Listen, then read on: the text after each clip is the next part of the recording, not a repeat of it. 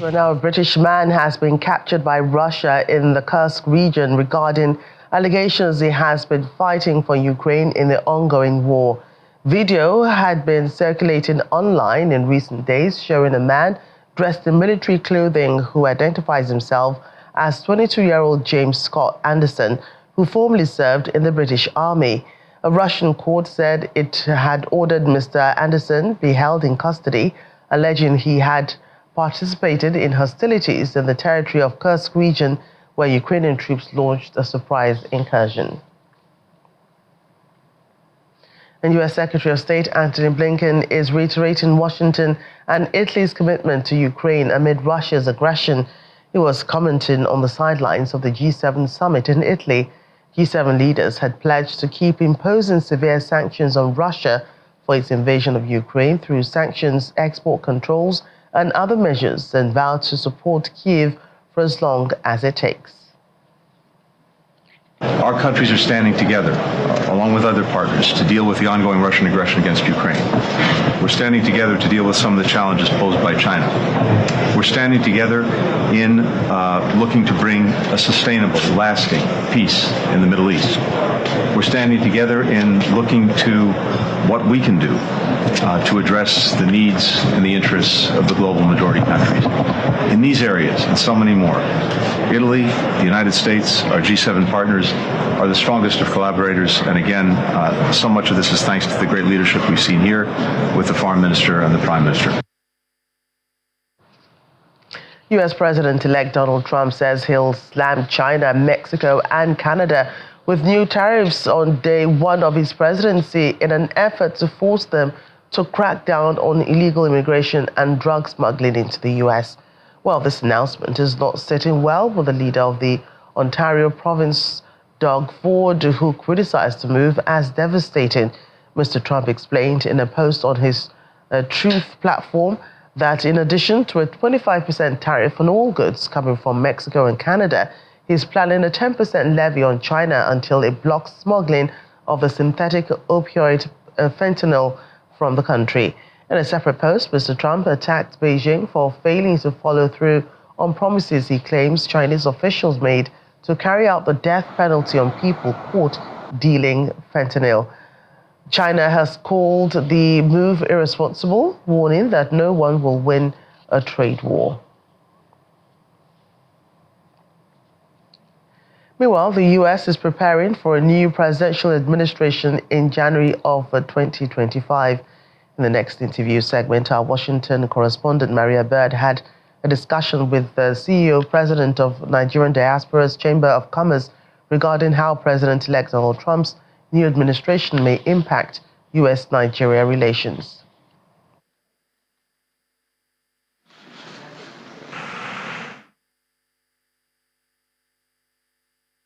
We thank you so much for joining us, as we know that you have been a long friend of the show, and you have definitely come on quite a bit of time to discuss various issues around Nigerians in the diaspora. We know you're now the CEO and president of Nigerians in the Diaspora Chamber of Commerce. So we want to spend some time today talking about how this incoming administration could impact Nigerians in the U.S., but also U.S.-Nigeria relations, as we know that the current administration has quite a few Nigerians within the White House's Biden's administration. Give us a little insight into what is expected next.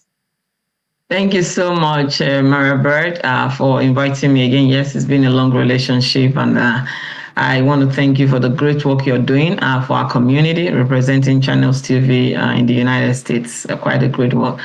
Yeah, so we're about to enter into a new administration. I will look at the president-elect, Donald Trump, from his past administration. There's much was not really said during his debates on his relationship with Nigeria and all that, although what people heard more is about immigration and all the things that are going to happen.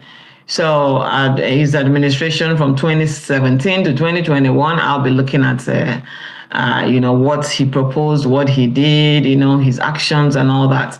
which, it's now we all know that Donald Trump would say American first, and there's nothing wrong with representing your country first, because that's why he became president, or that's why he's now again president-elect. So, so his administration then had a unique approach, to international relations, which includes our country, Nigeria. Relationship. This shaped by, I'll look at the trade, trade, counter terrorism, public health, and democratic governance. In terms of trade and economic relations, the priorities of Trump at the time, the Trump administration emphasized on America first, like I said earlier, prioritizing trade deals that actually benefited U.S. industries. While Nigeria we know, is a very significant trading partner in the sub-Saharan Africa. U.S. trade policies under Trump included reducing reliance on foreign oil, impacting Nigerian crude oil exports to the U.S., and we saw how that was not too well with our country. And also AGOA. AGOA means AGOA, African Growth and Opportunity Act. The Trump administration continued the AGOA that was started, I think, from President Obama, which this allows duty-free access to some Nigerian goods to the U.S. They go to Nigeria, do a lot of training, packaging, storage, and all those kind of things. However, we had concerns that reduced U.S. interest in multilateral trade agreements, and also focus on bilateral deals. Could undermine the long trade growth with Africa in that regards. Then looking at security and counter-terrorism, the support against Boko Haram. We know that Trump administration approved the sale of is the A-29, some Super Tucano light attack aircraft to Nigeria. That means to aid the country's fight against Boko Haram and ISIS affiliated groups. This sale we know was delayed during the administration of Obama's administration.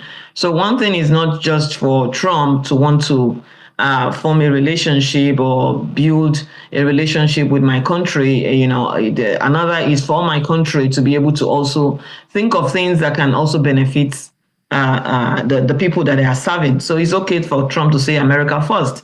As you bring up some of those very key points that happened in previous administrations, I do want to go back for a second to the travel ban in 2020. And as we know, there's been discussions, maybe not directly around Nigeria and immigration, but immigration as a whole in the United States. What do you foresee that these new immigration policies that are set to come through with the new administration, how they could impact Nigerians that are here and those that are looking to come to the U.S.? Yeah, so it's gonna affect. Even though when Obama was coming, he didn't say much about how he's going to deport people, but a lot of Nigerians were deported.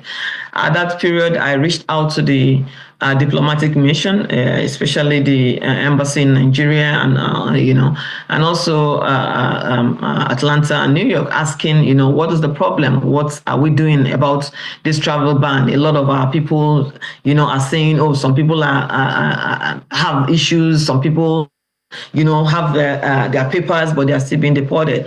But what I was told was that, they see to these cases. And when they see that is not only Nigerians that are being deported, that when they see that this our people are in the wrongs, they have no choice.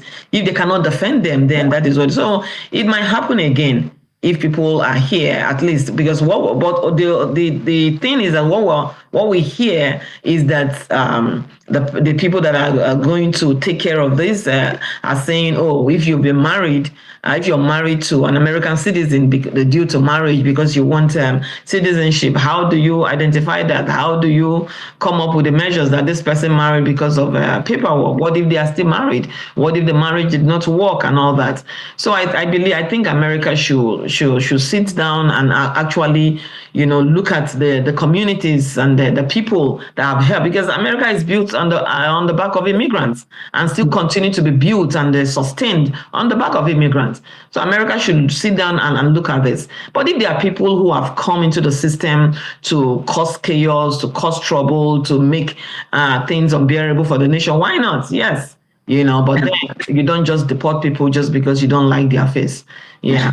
Yeah. And Patience, lastly, we have not seen any presidential nominees or anyone that is of Nigerian descent within this incoming administration. Are Nigerians concerned about that? Do you think there will be some Nigerians that will be appointed within the Trump administration?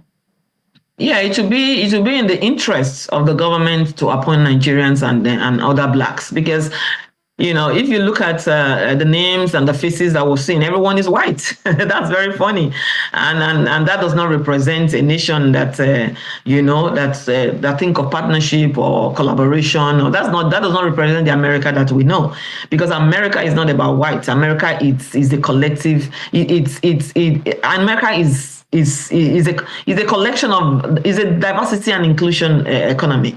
America is built because of diversity and inclusion. I'm hoping that when the president-elect Donald Trump is sworn in, he will do the right thing. Yes, Nigerians should be on the seat, because Nigerians are contributing a lot to this economy. Nigerians are giving more than enough. To the building, the development, the growth, the sustainability of this country called United States. So it will be in the interest of the United States, a new incoming administration, to look into that and build its structure, build its administration around diversity and inclusion, looking at different people, for transparency, for democracy's sake. To be in the interest of. So we are believing that he will reach out to Nigerians who are notable, who meet, the qualification of what they are looking for, to be able to do that. Well, Patience Key, we thank you so much. We know you have served in a multitude of roles in Nigerians in diaspora, the work that you've done, and we thank you for taking the time to speak with us today. Thank you again. My pleasure, Maribel. Thank you so much for coming. Supporters of French mass rape victim Giselle Pellico gathered for a torchlight vigil outside the courthouse where the trial of her former husband is taking place. The gathering comes as the world marks the International Day for the Elimination of Violence Against Women. The trial, which has attracted worldwide attention, has triggered widespread protests across France. In court earlier in the day, French prosecutors asked for the maximum 20-year prison sentence for Dominique Pellico, who organized the repeated mass rape of his then-wife, by knocking her unconscious with drugs and inviting dozens of strangers to abuse her in the family home.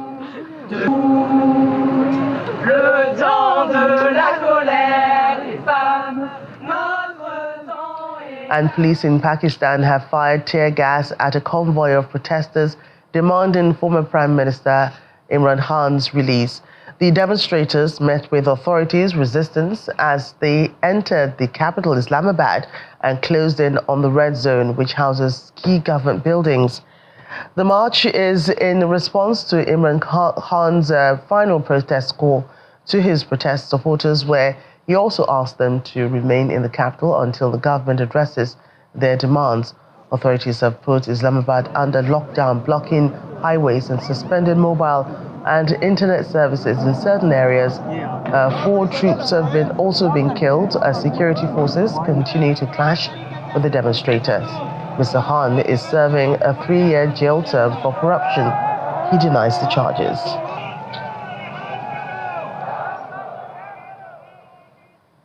And at least 15 people have been killed after flash flooding and landslides hit the North Indonesian province of Sumatra. Rescuers have resumed operations and are still searching for missing people days after the torrential rainfall. Earlier, poor weather and low light forced rescuers and military to halt the operations. Landslides are frequent in Indonesia, especially in the rainy season. The risk of landslides is often increased by deforestation and small-scale illegal mining operations in remote districts.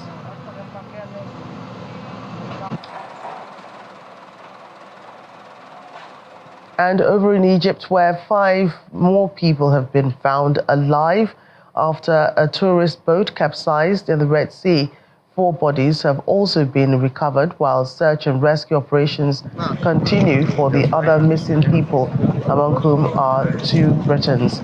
The Sea Story left the port on Sunday for a 5-day diving trip with about 44 people on board and sank on Monday. Such a tragic incident could have serious repercussions on the tourism industry, a lifeline to an ailing Egyptian economy.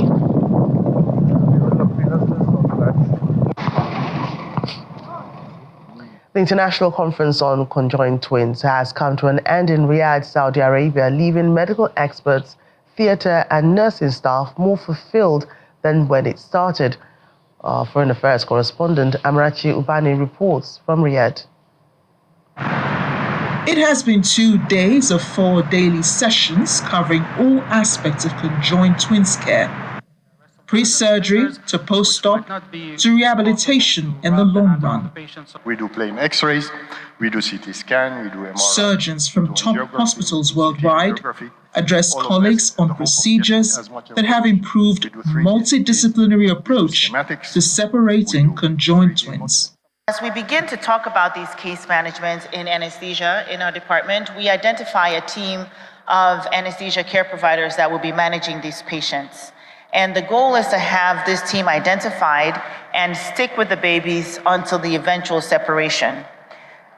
Due to the knowledge that these children will be coming for different procedures, which would include tissue expansion, or first, prior to that, CT studies or radiological studies like MRI, they might need some sedation, might need anesthesia. We want to identify a team that would be assigned to those babies from the beginning. For Saudi Arabia, techniques and know-how have improved over the last 30 years. Every time there has been an improvement, not only in the know-how, not only in the techniques, but also in the technology. And with the commissioning of King Abdullah Specialized Children's Hospital, and the technology in the hospital, and the dedicated operating room and digitalization, I see it's not far from being here, or whether it is related to the utilization of 3D printer, which is very quite easily possible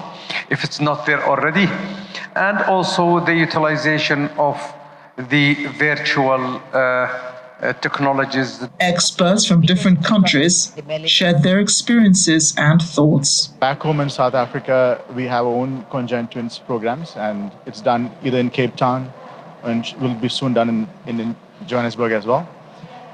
The last one we did in 2021. And what I've learned from this conference is how humanity can come together, like different countries and different specialists, doctors and everybody else, to make something happen. When the keynote speakers speak of the insufficient funds, technology coming from their countries, she said that the Saudi government was the one who supplied these things on them. And as a citizen of this country, it's just it's a glorious feeling knowing that this country does not only take care of its citizens, but also the rest of the world. We have so 4 now independent children who separated. Oh, well, they are doing great, especially for this who underwent this last year. They are still in Saudi, but thank God, I'm traveling with them when I'm going back to Tanzania. So even the mother can't wait. She has been here for 3 years. Conference over. It's time to head back to continue the good work of separating conjoined twins, making what was once deemed impossible, possible. In Riyadh, Saudi Arabia, Amarachi Ubani, Channel Television News. Well, impossible certainly is nothing when there's hope.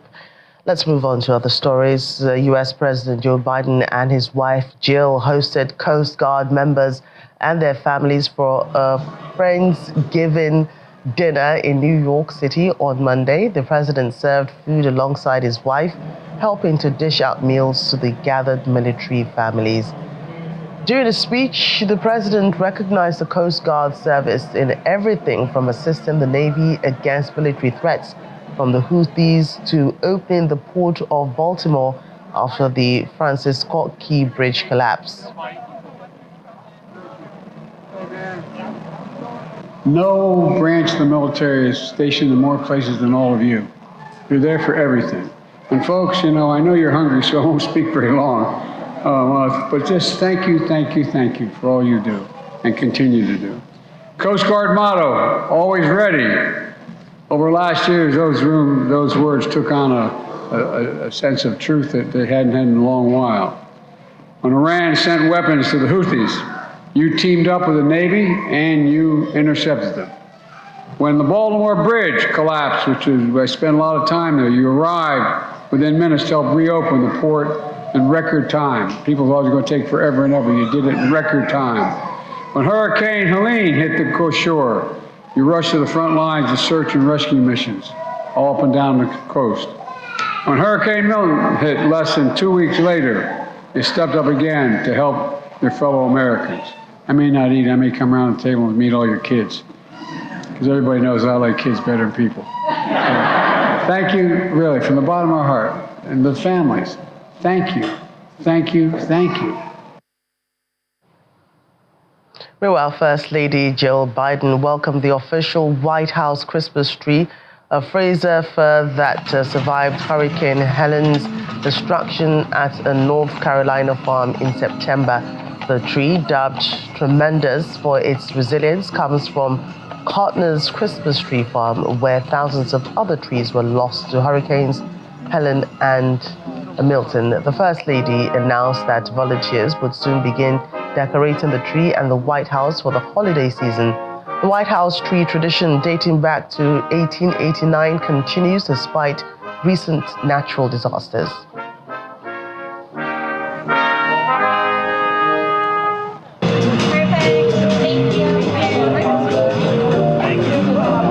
This beautiful Fraser fir was grown at the Cartner's Christmas Tree Farm, where the Cartner family has been growing trees for more than 60 years. And their farm is nestled in the Blue Ridge Mountains of North Carolina, a region that was recently devastated by Hurricane Helene. The Cartner family lost thousands of trees in the storm, but this one remains standing, and they named it Tremendous for the extraordinary hope that it represents. In just a few days, volunteers from all over the country will pour in to transform this tree and decorate the entire White House. And out of the whirlwind of glitter and garlands will come the warmth and comfort of the season. I can't wait for you all to share in it. Happy holidays.